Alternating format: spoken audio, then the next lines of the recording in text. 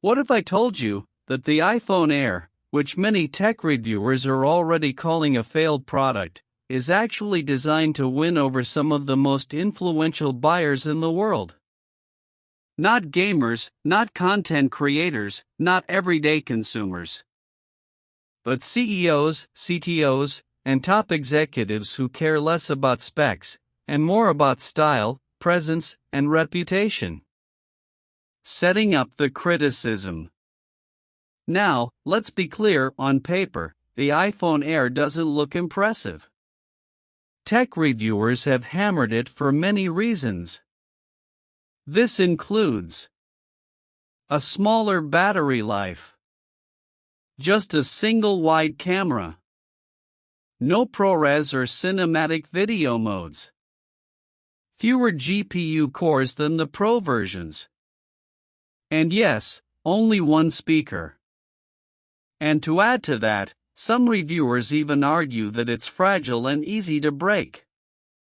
This despite the fact that Apple claims a titanium frame construction. By regular consumer standards, that sounds like a downgrade, especially in a market where people want the biggest and best for their money. There are many other tall claims against the iPhone Air. Some call it bad. Some call it a disaster par excellence. And many have already predicted its grand failure. The real audience.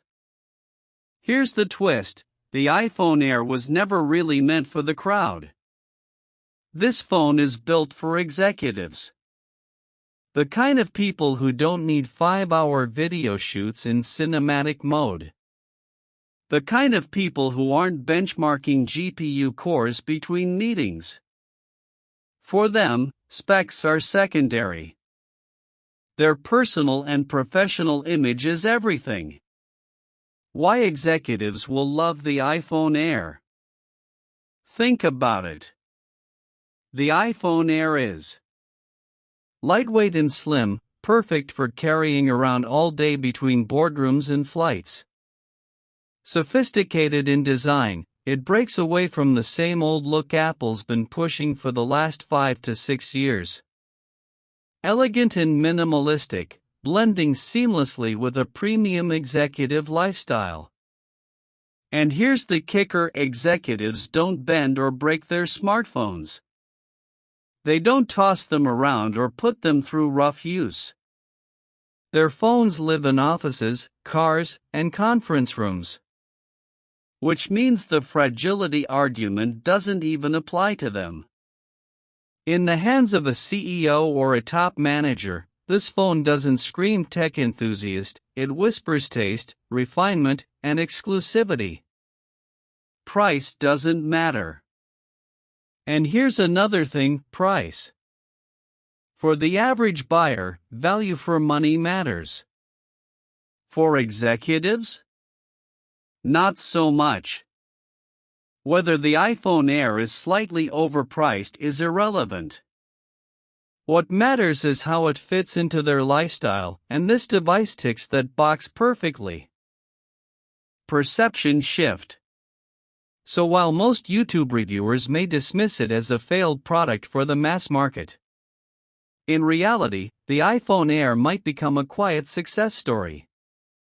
Not because it sold in huge numbers compared to iPhone 17, but because it found its niche among the people whose opinions shape trends, whose choices influence industries, and whose lifestyle demands a phone that's as sleek, premium, and forward-looking as they are. Remember, the iPhone Air is something unique. Much different from the vividly colored, orange iPhone Pro models with the plateaus.